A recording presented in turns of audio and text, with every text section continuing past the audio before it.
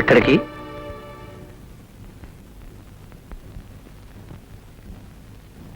ఇంటికి. ఏ ఇంటికి? మా ఇంటికి. ఇది నీ ఇల్లు కాదా? కాదు. ఎందుకు కాదు? ఏ రోజున ఒక భర్త భార్యని అనుమానించి ఊరుకు వెళ్తున్నానని చెప్పి ఆ ఇంట్లోనే దాక్కుని భార్యని పరీక్ష చేశాడు, ఆ తర్వాత ఆడది ఆ ఇంట్లో ఉంటే ఆడది కాదు, ఒకవేళ కాపురం చేసినా అది శవంతో సమానం. భర్త ఆఫీసుకు వెళ్ళగానే మరొకడు ఇంట్లో చేరి భర్త ఆఫీసు నుంచి వచ్చే వరకు వాడితో కాలక్షేపం చేస్తున్న ఆడది ఒక ఆడది, పతివ్రత.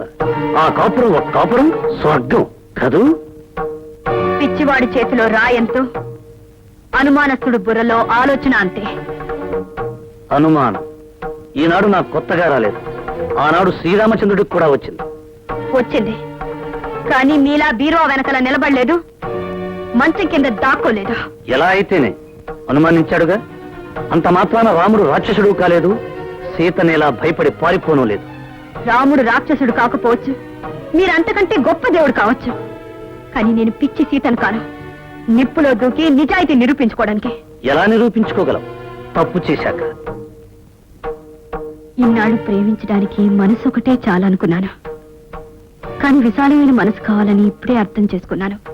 నిజమే, భార్య ఎవరితో తిరిగినా భరించడానికి మనసు చాలా విశాలంగా ఉండాలి. గుడ్డివాడికి కళ్ళజోడు పెడితే ఎంతో, మీకు నిజం చెప్పినా అంతే.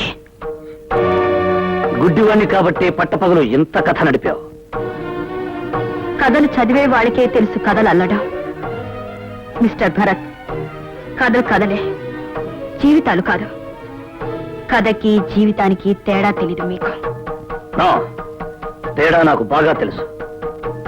ఇప్పుడు నీకు నాకు మధ్య జరిగే సన్నివేశం కథలో అయితే చివరి పేజీలో భార్యాభర్తలు కన్నీళ్లతో కలుసుకుంటారు.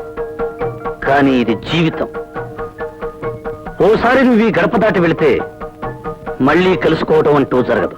మళ్ళీ ఇలాంటి నరకంలో కలుసుకోవాలని ఏ ఆడది బ్రతికుండగా అనుకోదు. ఇది నరకం. నేను యముణ్ణి. యముడు ఆయన ధర్మరాజు. ఆయనకి నీతి నిజాయితీ తెలుసు, ధర్మం అధర్మం తెలుసు, న్యాయ అన్యాయ విచక్షణ తెలుసు. మీకేం తెలుసు? ఆవేశం అనుమానం తప్ప. అంటే తెగతింపులు చేసుకునేగా వెళుతున్నావు? తెగించి వెళ్తున్నాను. కాదు, బరి తెగించి వెళుతున్నావు. మీ భాషలో దాని అర్థం ఏదైనా సరే, నేను మాత్రం వెళ్తున్నాను.